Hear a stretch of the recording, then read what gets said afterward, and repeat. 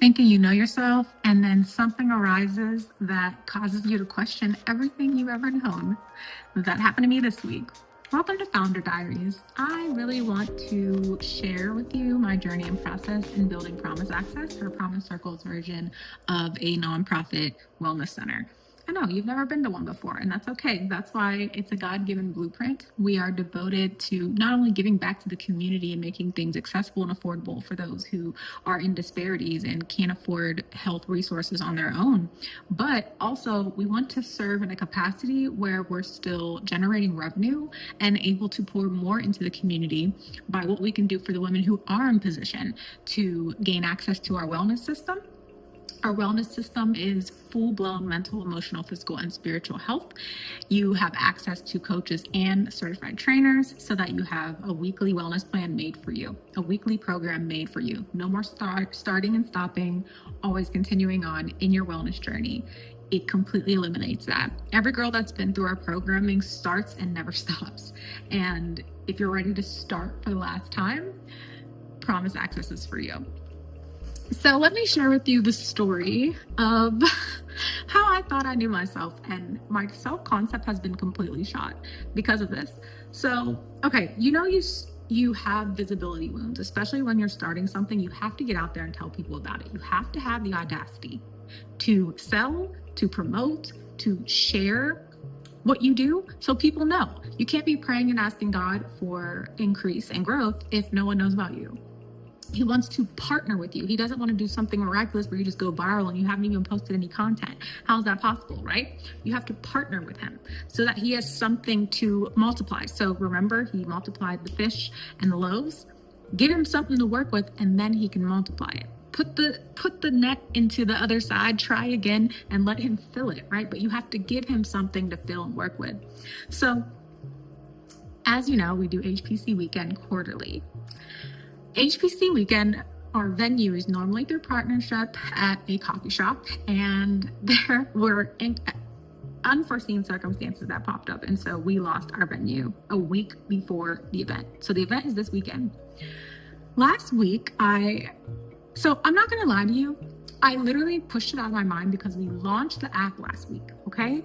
So it was launch week already, so I already had a lot of pressure on me, as well as the team, because we're launching our new Promise Access app for early access, those who want to come in early. So I was already building and coding this thing, getting everything right for launch, posting the content, letting people know, right?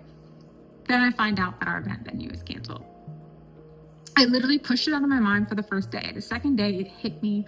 I was in the car praying, like, God, wait, what happened? Like, I literally had to process what happened. And I was crying to him. Like, I was crying, and I haven't cried in so long. And I was like, wow, God, like, this is a lot. The pressure is getting worse, okay? And I was like, it's just one thing. You saw one thing, and then the next thing pops up. And I remember just like crying out to him and praying to him. When I say crying out, I wasn't like screaming, but crying out in my spirit, just kind of like getting to the end of myself. It's like I'm one person, I have an assistant who's amazing. She's my second brain, and she does a lot of my execution for me. The ADHD brain and execution don't go together, right? So she's able to execute things that I need done once I list my to-dos. But this required me coming out. This required me asking for help. This required me finding a new venue spot, because we have girls flying in. We have girls who already have their hotels booked, who are coming in, who bought their tickets, community partners who are attending our networking event this weekend, women coming to our fitness class this weekend, partnering with public health department to do wellness checks, etc. Like already planned vendors to come to the networking event this weekend. And so I'm like, wow, everyone's depending on me to get this thing together, right? And that pressure, just the thought of that really weighed on me that day, and I felt it.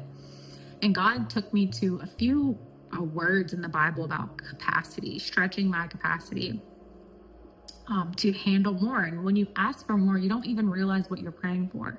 And so when you ask for more, God doesn't deliver it by giving you more. He showed me he delivered it by, hey, you want more?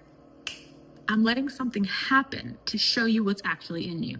Because think about it. If I told you, hey, imagine if you had an event where hundreds of people are coming and we're canceling the venue the week before, what would you do? Most people would say, oh, I couldn't imagine that. Like, that would be so terrible. I can't imagine, right? Until it actually happens to you. And these things happen often for people who have something going on for themselves. Businesses, these are things that arise, and you have to, as a CEO, I'm the executive director, but as the CEO or as the owner, it's on you, it's on your shoulders. And so when God answers prayer, it comes in the form of process. And that's why we don't recognize the answer to prayers. And that's why you sit on ideas, because when things arise that are answers, and the answer is just making you the person able to hold, sustain, to do abundantly in the thing that you're praying for. And so he answered my prayer by showing me what's in me. And when I say I didn't really know me, I was like, wow, I can't imagine. Like, I can't do this. This is so stressful, right? So I had that one day of wallowing. I think the next day I was just doing more touches on the launch. I also had to present at the county. So I had to get our PowerPoint ready all time too.